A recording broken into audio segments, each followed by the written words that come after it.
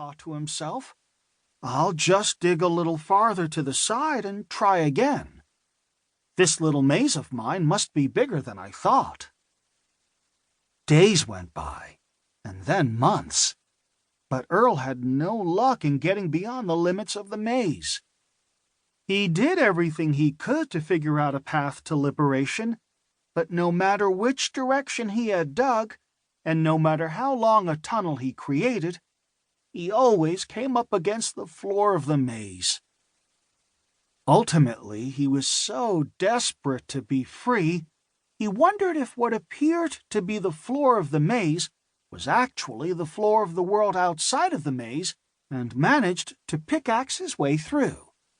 Sadly, again and again, he always found himself inside the same maze he was trying to escape.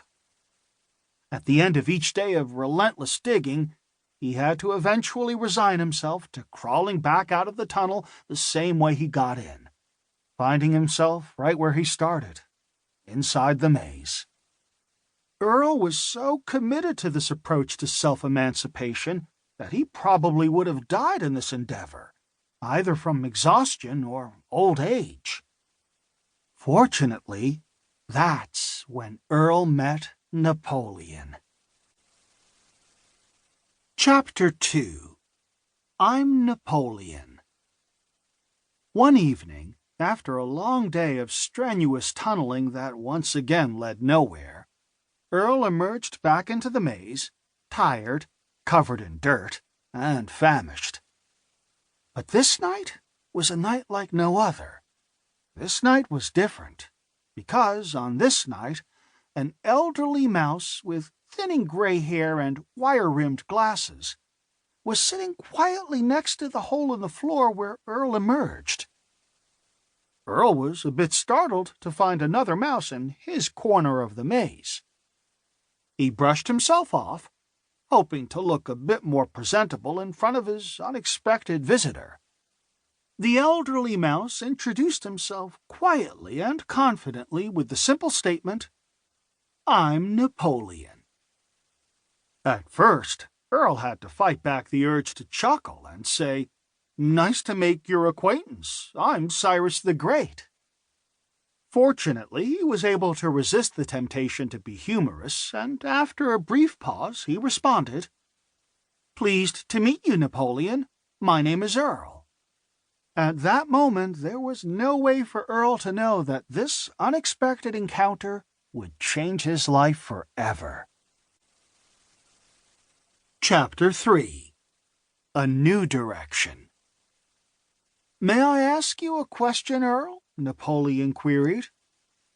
"Of course," said the younger mouse. "What were you doing down in that hole?" "I was trying to get out. I was trying to escape from the maze," Earl replied. "I see," said Napoleon. "Why would you want to do that?" "To find freedom," Earl responded confidently. "To find freedom and happiness, and to forget about cheese." "Are you unhappy?" asked Napoleon with concern in his voice. "Well," said Earl, "I'm not sure how to describe the way I feel. I do know one thing, though. I'm definitely not satisfied with this life in this maze. I feel like there's no chance of living a good life in here. I think that if I could just get out of here, everything would be better." "Really?" asked Napoleon. "Where did you get the idea that a panacea exists outside the maze?" "I'd like you to consider one thing, Earl. Consider that happiness and satisfaction are not the same thing. You should always be happy, but never satisfied. Dissatisfaction is a creative state. As long as you are somewhat dissatisfied with one aspect or another of your life, you will always be motivated to make it better. The key is to remain happy throughout that process. It's a wonderful process once you fully understand it and embrace it. If we were always satisfied, there would be no incentive for us to do what is necessary to improve ourselves. There would be no reason to grow.